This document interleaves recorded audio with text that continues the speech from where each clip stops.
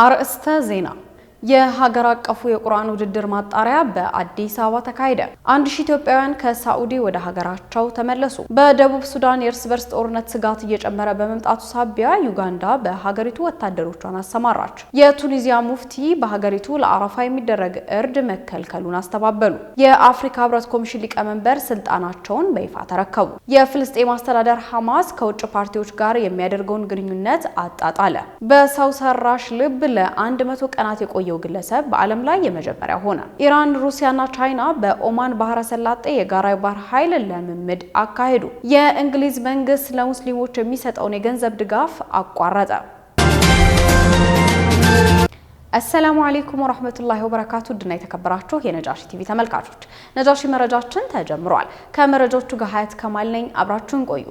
የሀገር አቀፉ የቁርአን ውድድር ማጣሪያ ክልሎችንና ከተማ አስተዳደሮችን በወከሉ ተወዳዳሪዎች መካከል ዛሬ በአዲስ አበባ በስቴዚ ሆቴል እየተካሄደ ይገኛል። ዛሬ በተካሄደው የማጣሪያ ውድድር በሁለቱም ጾታዎች ከአንደኛ እስከ ሶስተኛ የሚወጡ ተወዳዳሪዎች የፊታችን እሁድ መጋቢት 7 2017 ማለትም ረመዳን 16 1446 በአብዮት አደባባይ በሚካሄደው ውድድር ላይ ለፍጻሜ የሚወዳደሩ ይሆናል ተብሏል። ዝርዝሩን ሙስጠፋ መሐመድ።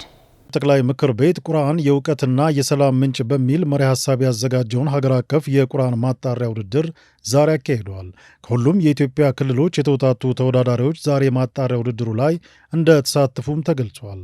በማጣሪያ ውድድሩ የሚያሸንፉ ተወዳዳሪዎች መጋቢት 7 በአብዮት አደባባይ ለሚካሄደው የመጨረሻው ውድድር ይሳተፋሉም ተብሏል።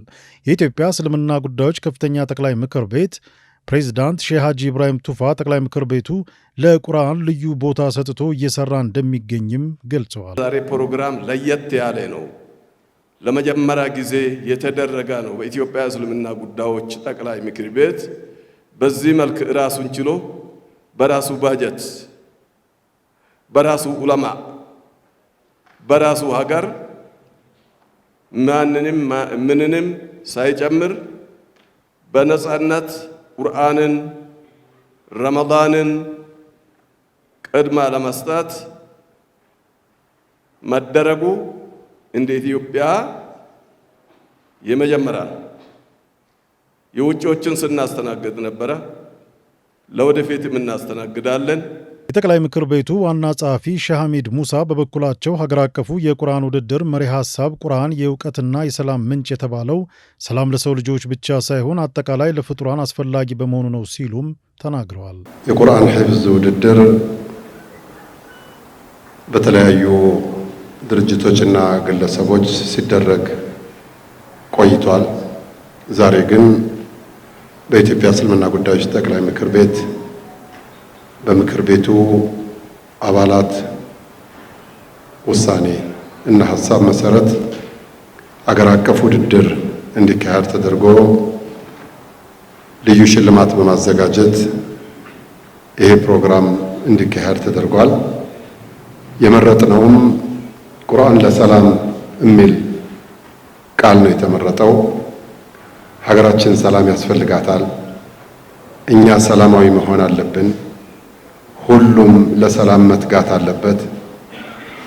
ሰላም ለሙስሊሙ፣ ሰላም ሙስሊም ላልሆነው፣ ሰላም ለሀገር፣ ሰላም ለወገን፣ ሰላም በሁሉም ዘርፍ ያስፈልጋልና ሰላም አስፈላጊነቱን ከመጠቆም አንጻር ይህንን መሪ ቃል አልቁርአኑል ከሪም መስደሩል ዒልሚ ወሰላም የተከበረው ቁርአን የእውቀትና የሰላም ምንጭ በሚል መሪ ቃል እነዚህ ውድድሮች ተካሂደዋል። በታላቁ ረመዳን ወር እንዲህ አይነቱ ውድድር መዘጋጀቱ ጠቅላይ ምክር ቤቱ ለቁርአን የሰጠውን ቦታ ከማሳየቱ በተጨማሪ ህዝበ ሙስሊሙ ቁርአንን እንዲያስታውስ ያደርጋል ያሉት ደግሞ የፕሬዝዳንቱ ጽህፈት ቤት ዋና ኃላፊ ኡስታዝ አቡበክር አህመድ ናቸው። በዚህ በተከበረው የቁርአን ወር ረመዳን ወር ላይ ታሪካዊ የሆነ ክስተትን በባለቤትነት የኢትዮጵያ እስልምና ጉዳይ ጠቅላይ ምክር ቤትና የዑለማ ምክር ቤቱ በኃላፊነት እንደ ኡማ ከፍታችን፣ ደረጃችን፣ ልቅናችን በቁርአን ነው። ይህንን ቁርአን ስናከብር ነው የምንከበረው። ቁርአን ለሰላም፣ ቁርአን ለከፍታ፣ ቁርአን ለእውቀት እንደ ማህበረሰብ አገር ስልጣኔ የማህበረሰብን ከፍታ መሰረት ነው።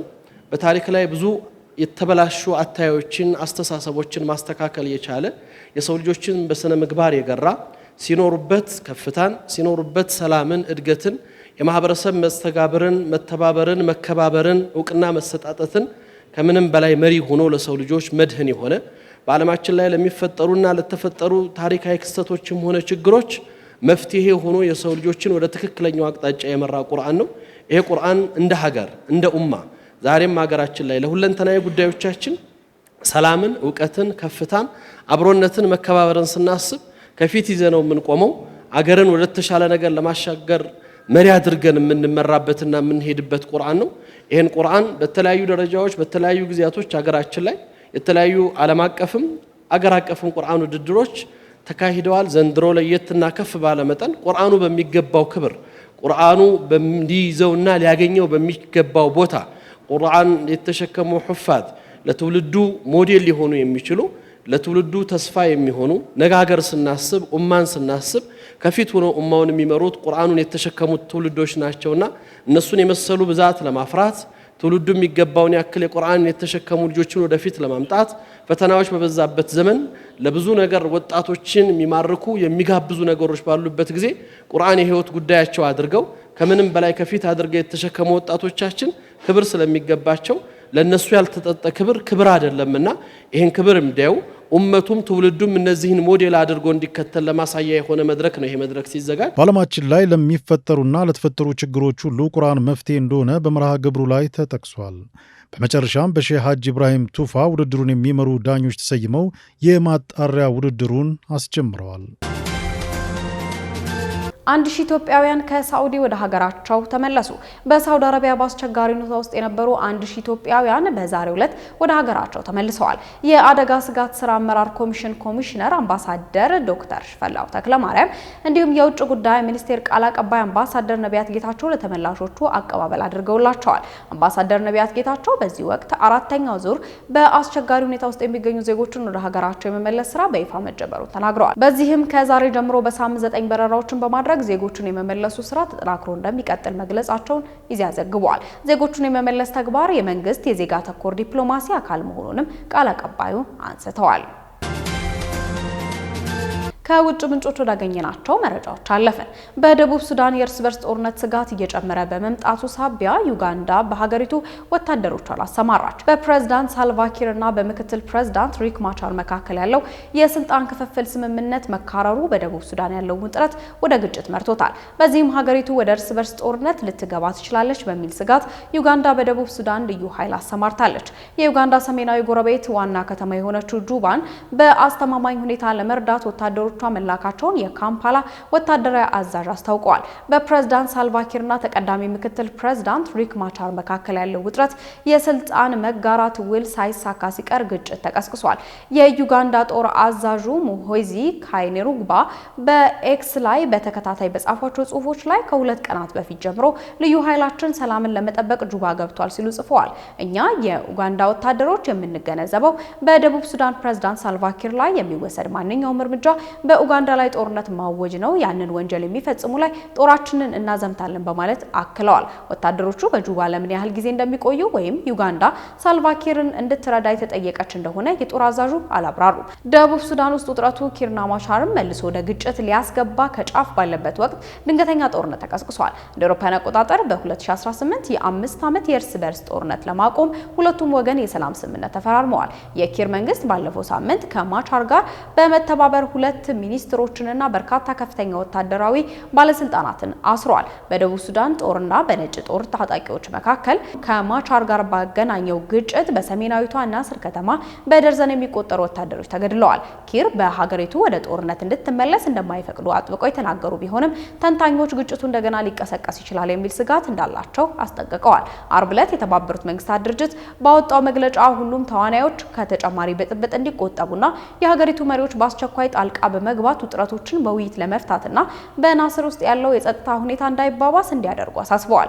በ2013 የእርስ በርስ ጦርነት ከተቀሰቀሰ በኋላ ካምፓላ የኪርን ጦር ለማበረታታት ወታደሮችን ወደ ጁባ ያዘመተችበት ኩነትና አሁን የዩጋንዳ ወታደሮችን ማስገባቷ ተመሳሳይነት ያላቸው እርምጃዎችን ያሳያል። ወታደሮቹ እንደ አውሮፓውያን አቆጣጠር በ2015 ውስጥ ሲወጡ ውጊያውም ዳግም ከተነሳ በኋላ እንደገና በ2016 ተሰማርተዋል።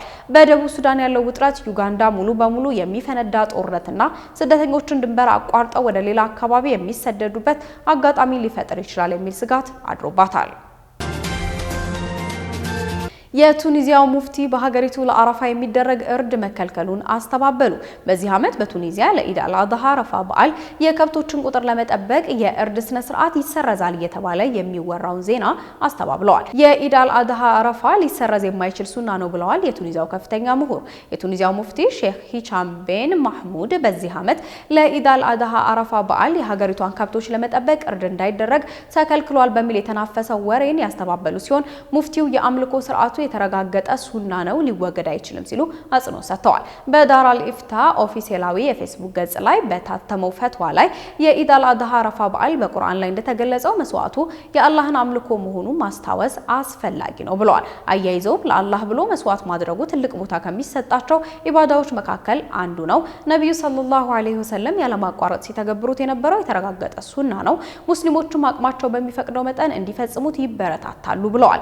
ከቅርብ ዓመታት ወዲህ በቱኒዚያ ባጋጠማት ኢኮኖሚያዊና የኑሮ ሁኔታ በእንስሳት ቁጥር መቀነስ፣ በስጋ ዋጋ መጨመር ምክንያት የኢድ አል-አድሃ አረፋ በዓልን በመሰረዝ ጥሪዎችም ጨምረዋል። ከሁለት ዓመት በፊት ዳኢው ሰይፈዲን አልኩኪ የቱኒዚያው ፕሬዝዳንት ካይስ ሳዕድ ለከፍተኛ ዋጋና ለብዙ ዜጎች አቅም ማጣት መፍትሄ ይሆን ዘንድ በሁሉም ቱኒዚያውያን መስዋዕትነት ሊከፍሉ እንደሚችሉ ጠቁመው ነበር። በዚህም ትችት ገጥሟቸዋል።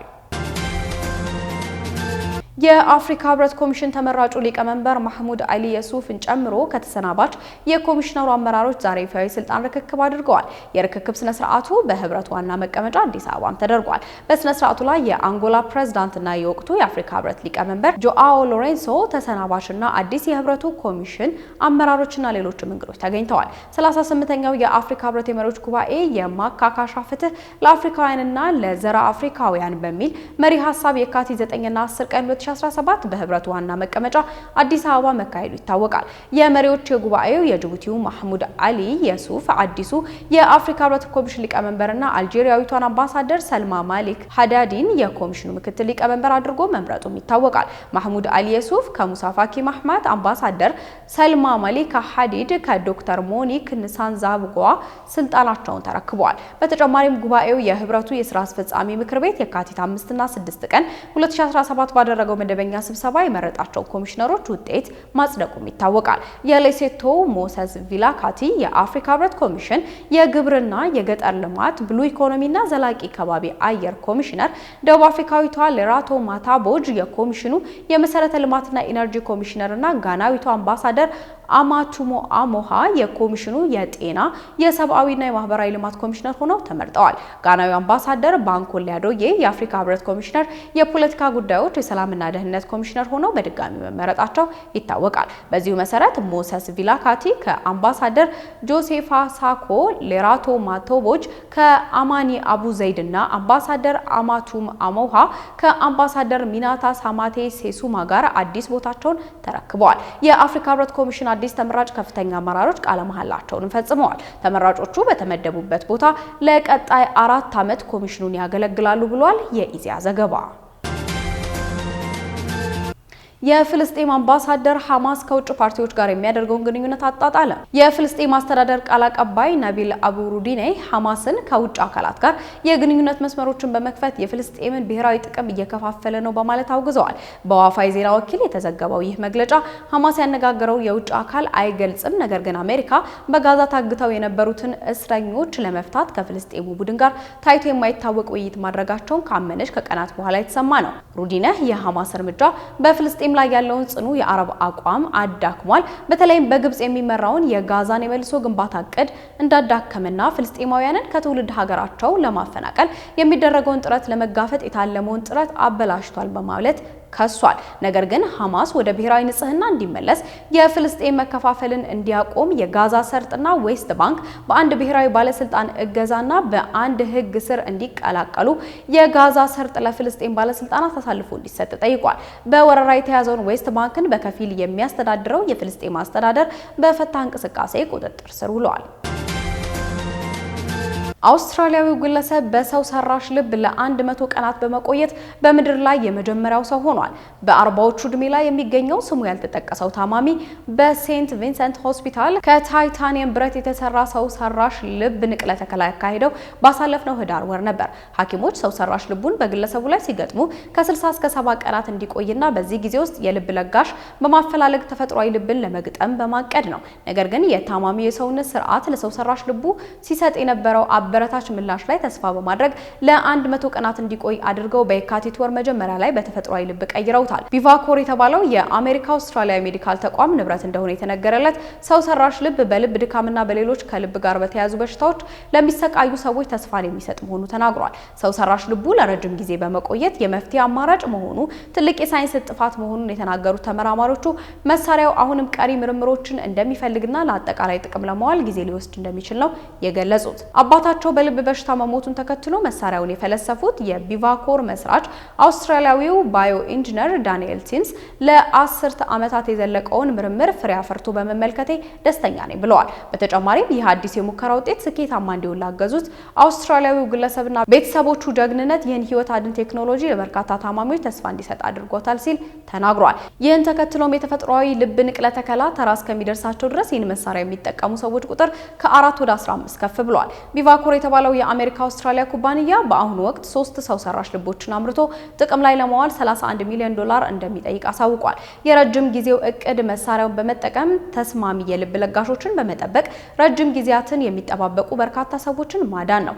የልብና የደም ቧንቧ በሽታዎች በዓለም አቀፍ ደረጃ በየዓመቱ ወደ 18 ሚሊዮን የሚጠጉ ሰዎችን ለሞት የሚዳርጉ እክሎች መሆናቸውን የዓለም ጤና ድርጅት መረጃ ያመለክታል።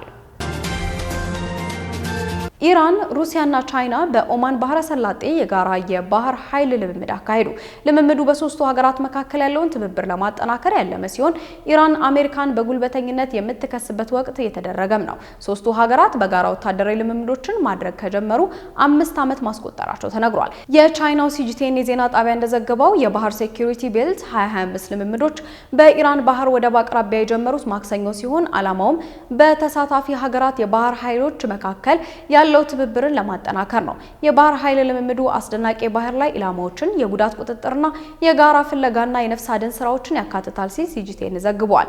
የሩሲያ ኢንተርፋክስ የዜና ወኪል በበኩሉ የሩሲያ የመከላከያ ሚኒስቴር መግለጫን ጠቅሶ በ2 ቀናት ውስጥ የመርከቦቹ ሰራተኞች በቀንና በሌሊት ከትላልቅ ካሊብሬ መትከያዎችና ትናንሽ የጦር መሳሪያዎችን በመጠቀም የተለያዩ ኢላማዎችን ማለትም የሰው ጀልባዎችንና ሰው አልባ የአየር ላይ በረራዎች ላይ በመተኮስ ልምምድ አድርገዋል ሲል ዘግቧል። የኢራን ፕሬስ ቲቪ በበኩሉ ከአዘርባይጃን፣ ደቡብ አፍሪካ፣ ኦማን፣ ካዛኪስታን፣ ፓኪስታን፣ ኳታር፣ ኢራቅ፣ የተባበሩት አረብ ኤምሬትስ እና ስሪላንካ የተውጣጡ የባህር ኃይል ቡድኖች ልምምዱን እየተከታተሉ ነው ብለዋል። ምንም እንኳን ቻይናና ሩሲያ በመካከለኛው ምስራቅ ውስጥ ባለው የውሃ ጥበቃ ተሳታፊ ባይሆኑም ከቅርብ ዓመታት ወዲህ በክልሉ የውሃ መስመሮች ላይ ያሉ ወታደራዊ እንቅስቃሴዎች እየጨመሩ መጥተዋል። የእንግሊዝ መንግስት ለሙስሊሞች የሚሰጠውን የገንዘብ ድጋፍ አቋረጠ። ይህ የሆነው በሀገሪቱ እየተስፋፋ ባለው የእስልምና ጥላቻ ወይም ኢስላሞፎቢያ መሆኑ ተሰምቷል። እስራኤል በፍልስጤማውያን ላይ የምታደርሰውን የዘር ማጥፋት ወንጀል ከጀመረችበት ጊዜ አንስቶ በብሪታንያ 165 በመቶ የሚሆኑ ጸረ ሙስሊም የጥላቻ ወንጀሎች ተመዝግበዋል። መንግስት በብሪታንያ ሙስሊም ማህበረሰቦች ላይ የሚደርሰውን ኢስላሞፎቢያ ከሚከታተሉት የእንግሊዝ ድርጅቶች መካከል አንዱ ከሆነው ቴልማማ የገንዘብ ድጋፍ ለማንሳት መወሰኑን ስጋት እየጨመረ ነው። አውሮፓውያን አቆጣጠር በ2012 የተመሰረተው ቴልማማ ጸረ ሙስሊም የጥላቻ ወንጀሎችን በመመዝገብ ተጎጂዎችን በመደገፍና ወንጀለኞችን ለመክሰስ ከፖሊስ ኃይሎች ጋር በመተባበር ቁልፍ ሚና ተጫውቷል። መንግስት ለድርጅቱ የሚያደርገውን የገንዘብ ድጋፍ ለማንሳት የወሰነው ውሳኔ በያዝነው ወር መጨረሻ ላይ ተግባራዊ እንደሚሆን ተገልጿል። የድርጅቱ መስራች የመንግስትን ውሳኔ በመላው አውሮፓ የቀኝና የፖፑሊስት አራማጆች በከፍተኛ ሁኔታ እየደጉ ባሉበት በዚህ ወቅት ነው ሲሉ አስጠንቅቀዋል። ዘ ጋርዲያን መስራቹን ጠቅሶ እንደዘገበው አሁን ባለው ሁኔታ ተጨማሪ ግለሰቦች ኢላማ እንደሚሆኑ እናውቃለን። ይህ ኢፍትሐዊ ድርጊት ነው። ሙስሊሞችን የሚቃወሙ ንግግሮች ይህን ያህል ተራ ሆነው አይቻላውቅም ብለዋል። ቡድኑ ባለፈው 1 ዓመት ብቻ ወደ 11,000 የሚጠጉ የእስልምና ጥላቻ ክስተቶችን መዝግቧል። በእንግሊዝ በጥቅምት 2023 ጀምሮ በኦንላይን ላይ የሚፈጸሙ ጥቃቶች በከፍተኛ ደረጃ እየጨመሩ መጥተዋል። ይህ በእንዲህ እንዳለ ይፋዊ ፖሊስ መረጃ እንደሚያሳየው በመላው እንግሊዝና ዌልስ በሃይማኖታዊ ተነሳሽ የጥላቻ ወንጀሎች ሪካርድ መጨመሩን ያሳያል። በሀገሪቱ 38 በመቶ የሚሆነው የሃይማኖት ጥላቻ በሙስሊሞች ላይ ያነጣጠረ ነው። ባለፈው ሳምንት ብቻ በእንግሊዝ ሰሜናዊ ምዕራብ በሚገኙ መስጂዶች ላይ ጥቃት ተሰንዝሯል። ውድና የተከበራችሁ የነጃሺ ቲቪ ተመልካቾች ነጃሺ መረጃችን የተከታተላችሁትን ይመስል ነበር። ከመረጃዎቹ ጋር ሀያት ከማል ነበርኩ። ወሰላሙ አለይኩም ወራህመቱላሂ ወበረካቱ።